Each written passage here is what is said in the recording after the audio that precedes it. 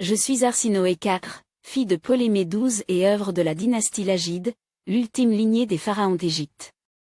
Mon histoire commence en 68 avenue Jésus-Christ, sous les dorures du palais d'Alexandrie, une cité baignant dans la richesse et le savoir. Mais derrière ces apparences éblouissantes se cachaient des luttes intestines qui allaient déchirer ma famille et marquer mon destin. Mon père, surnommé Ptolémée le flûteur, régnait sur une Égypte en proie à des crises économiques et des pressions romaines. Lorsque je n'étais qu'une enfant, la mort de mon père en 51 avenue Jésus-Christ fit basculer nos vies. Mon frère Ptolémée XIII et ma sœur Cléopâtre montèrent sur le trône en co-régent, mais leurs ambitions s'entrechoquèrent rapidement. Moi, Arsinoé, jeune fille observant l'ébullition politique, je fus rapidement aspirée dans ce tourbillon de complot. En 48 avenue Jésus-Christ, Cléopâtre fut chassée d'Alexandrie par Ptolémée XIII. C'est alors que Jules César entra dans le jeu.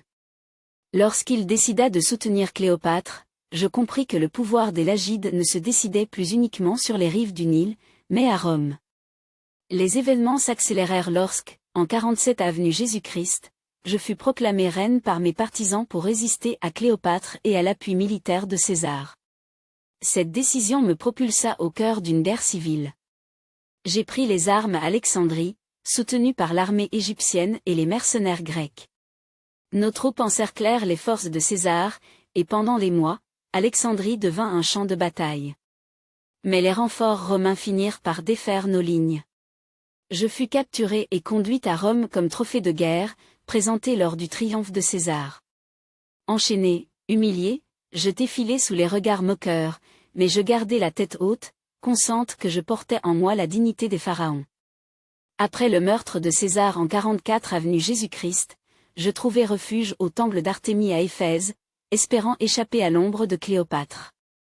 Mais ma sœur, stratège implacable et alliée d'Antoine, voyait en moi une menace. En 41 avenue Jésus-Christ, sur ses ordres, j'ai été exécutée dans le sanctuaire même, une mort qui souillait la protection sacrée du temple. Ma vie fut brève mais intense, marquée par des luttes de pouvoir, des trahisons et des sacrifices.